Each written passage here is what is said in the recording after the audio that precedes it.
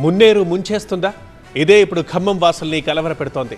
మొన్ననే ఆ జిల్లాని కకావికలం చేసింది మున్నేరు. అపార నష్టం కలిగించింది. ఇప్పుడు మరోసారి ఖమ్మం గుమ్మంలో తిష్టేసి భయపెడుతోంది. మున్నేరు మళ్లీ భయపెడుతోంది. ఖమ్మం జిల్లాలో ఎడతెరిపి లేని భారీ వర్షం కురుస్తుండటంతో మున్నేరుకు భారీగా వరద ప్రవాహం పెరిగింది. 15 అడుగుల స్థాయిలో మున్నేరు వాగు ప్రవహిస్తోంది. ప్రజలు అప్రమత్తంగా ఉండాలని అధికారులు సూచించారు. అయితే కొద్ది రోజుల క్రితమే ఖమ్మం జిల్లాను మున్నేరు ముంచేసింది. అపార నష్టం కలగజేసింది. దీంతో మున్నేరు మళ్లీ ముంచేస్తోందా అనే భయాలు మొదలయ్యాయి. మున్నేరు పరివాహక ప్రాంతాలైన Karunagiri, Damsalapuram, Manchakanti Nagar, Motenagar, Jalagam Nagar, Venkateshwar Nagar, Prakash Nagar, pumping well road, Kaviraju Nagar, Raparthi Nagar ప్రాంతాల ప్రజలను ఖాళీ చేయించి పునరావాస కేంద్రాలకు తరలించారు పోలీసులు. డిప్యూటీ సీఎం భట్టి విక్రమార్క, మంత్రి పొంగులేటి దగ్గరుండి సహాయక చర్యలను పర్యవేక్షిస్తున్నారు.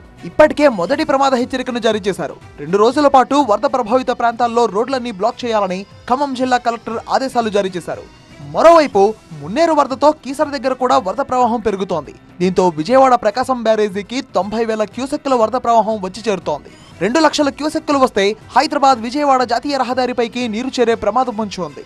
ఇక ఖమ్మంలో వరద బాధితులు రోడ్డెక్కారు. ప్రధాన రహదారిపై ధర్నాకు దిగారు. మున్నేరు ధాటికి వారం రోజుల క్రితం కాలువలు పొంగి తమ కాలనీలను ముంచేశాయని, ఇప్పటి వరకు కాలువలను శుభ్రం చేయించలేదన్నారు. దీంతో చిన్న వర్షానికే ఇళ్లలోకి వరద వస్తుందని ఆవేదన వ్యక్తం చేశారు. వరదల నుంచి తమకు శాశ్వత పరిష్కారం చూపించాలని వాళ్ళు డిమాండ్ చేస్తున్నారు. మున్నేరు దెబ్బకు కకావికలమైపోయిన కవిరాజు నగర్లోని వరద బాధితులు ఆందోళన చేశారు. తమ గోడును పట్టించుకునే వాళ్లే లేరంటూ ఆవేదన వ్యక్తం చేస్తున్నారు. ఇప్పటికీ ఇళ్లలోకి వెళ్లలేకపోతున్నామని వాపోతున్నారు.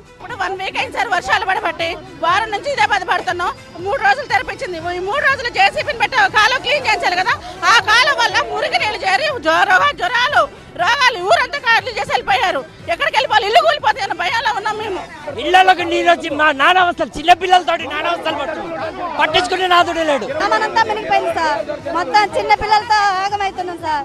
తింటానే తిండి కూడా లేదు వారం నుంచి. మున్నేరు మళ్లీ పొంగుతుండటంతో ఖమ్మం జిల్లా వాసులు భయంతో వణికిపోతున్నారు.